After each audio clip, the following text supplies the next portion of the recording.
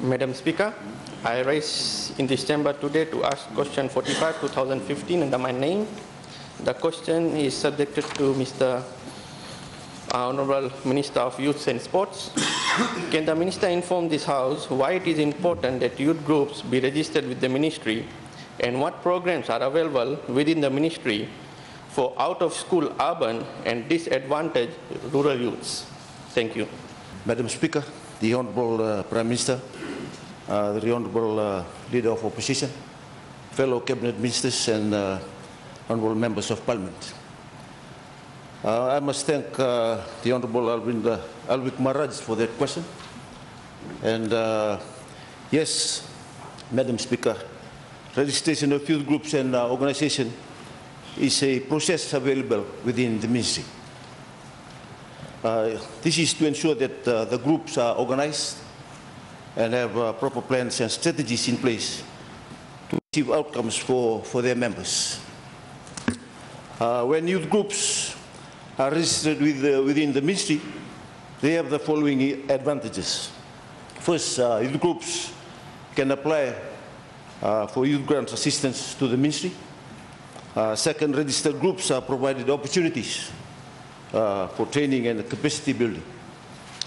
Third, we enhance youth groups' chances of opening a bank account and also gain recognition of youth groups with other government agencies where they may need apply for assistance. Fifthly, improve youth groups' ability to access and overseas donors. And also, it enhanced their chances of participation in local and national and international youth conferences and forums. Yes, Madam Speaker, we have programs available within the Ministry for out-of-school urban youth.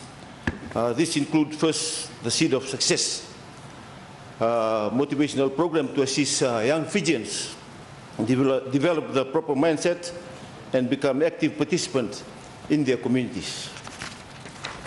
Secondly, the National Youth Band Program offers the opportunity for youths to develop their musical talents and facilities to facilitate their employment within the music and the entertainment industry. Also, the Ministry provides small business training process that prepares you to enter into income-generating projects and develop a livelihood for themselves. Fourth, the Ministry provides skill training like hairdressing, jewelry making, offers opportunity for urban youths to develop knowledge and skill to utilize resources for improved livelihood. And also youth family gardens. This encourages young people to utilize available pieces of land in their neighborhoods to establish vegetable gardens for subsistence and semi-subsistence livelihood. Madam Speaker, for disadvantaged rural youth, numbers of programs are available with the Ministry. This includes Youth Training Centers program that offers rural youth training in agriculture and trade skills throughout the 5 youth training centers, which is located around Fiji. These centers are located in Nassau in Singotoka, in the Nandronga province, Nalemba in the Maduwata province, Nangere in Sabsabu for the Kaunraba province, Valelewu in Sinu for Naitasiri province, and Evitu for the Kandava province. Youth grants, it also have, the Ministry also have youth grants available that offers rural youth and youth groups to access funding for income-generating initiatives, community development projects, and capacity building training. This grant is also available for urban out-of-school youth who also wish to access funding. Empowerment training, we also offer empowerment training an integrated approach to develop rural youth knowledge and skills to utilize local resources for improved livelihood.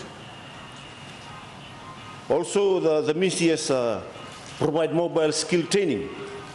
It takes training into the rural communities and provide opportunity for youth to develop skills and opportunity for income generation. Also, the Ministry for rural youth can also access support to develop rural playing fields in their communities. These are in addition to the sports equipment and outreach program delivered through the National Sports Commission. That's all, Madam Speaker. The Honourable Nawaikulo. Madam Speaker, I would like to ask the Honourable Minister a specific question, specifically in relation to disadvantaged rural youths. And here I'm talking about referring to indigenous rural youths who live in the villages, who, in my area, who plant marijuana, who comprise the greatest population in our, well, in jail. It's a fact. It's a fact. In jail. Order. In Please jail. continue with your... And, Madam Speaker, I've listened very well to what he said, and I never heard him referring to an institution called Tuitubou Training Center. Here. Tuitubou Training Center. I'm coming to it. The problem I see is that this government has not properly addressed the concerns, the ideals, the priorities, the challenges of the rurals in the villages. This is my question. Have this government conducted a search to identify what the challenges are before it gave these programs? Or, in relation to these programs, what specific challenges are it addressing in relation to these people? And I'm referring specifically to the youth who live in the villages, to the youth who have been accused of planting marijuana, to the youth who are now populating our jails. Have you conducted a study to identify this? Because as I see it, you have done nothing. Nothing. Absolutely.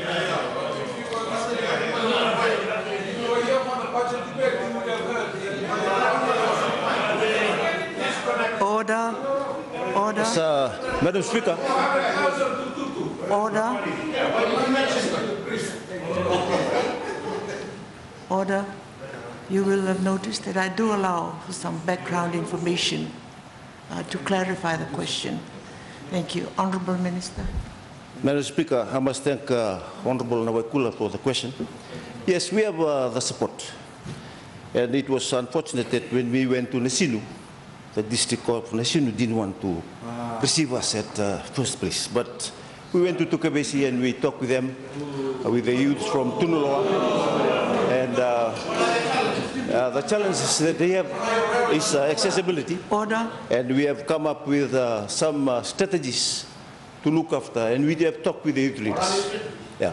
And right now, I mean, last week, they're conducting a training at Oelebu on some of allow the Minister to answer the question. The demand and the request that comes from the youth clubs, not the members of parliament. It's the demand and the request that comes from the youth clubs.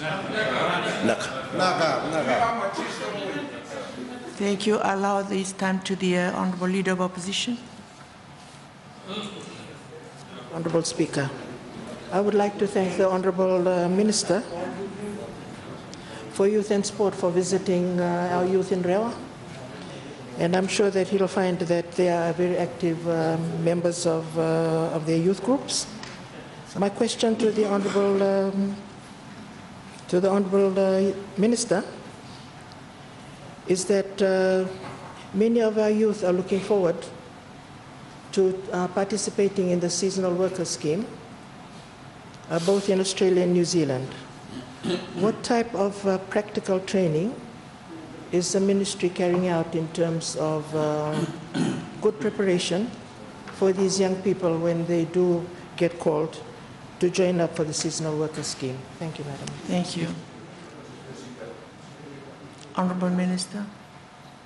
Madam Speaker, that portfolio for the seasonal workers has been transferred to the Ministry of Labour, and they are conducting, and it's no longer with the Ministry of Youth and Sports. Thank you. I will now give the floor to the Honourable. Thank you, Madam Speaker.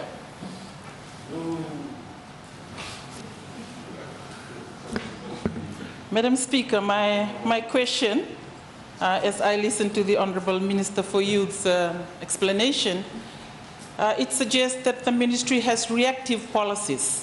Yes. As alluded to by the 65% of inactive youth groups. My question, I'm getting to that. My question is, what is the ministry doing, or what policies does the ministry have? Please stop pointing. It's not respectful. My apologies, Madam Speaker. What policies does the ministry have to address the huge number of youths that flood our city in the early mornings of Saturdays and Sundays in terms of opening hours of nightclubs? Yes. What strategies or what policies do they have in regards to the legislation to be able to address that problem, which is a major youth problem in Fiji? Thank you. Thank you, Madam. Point of order. Point of order. We are now going into the opening hours of liquor outlets. That is irrelevant. The Honourable Minister for Youth, if the opposition had been listening well, had addressed various programs in relation to development of youth in this country. And I did not hear anything to do with liquor opening hours. I'm sorry, there was too much noise. I couldn't hear what the Honourable Minister was saying. Could you please repeat what he had just? She will keep repeating if you keep making a lot of noise. Please, Honourable Minister. Thank you, Madam Speaker. The point of order, ma'am, is... Please, order. Thank you. The subject matter is youth development. Order 40, thank you. Standing order 40, ma'am. The supplementary question relates to the opening hours of liquor outlets. That is clearly outside.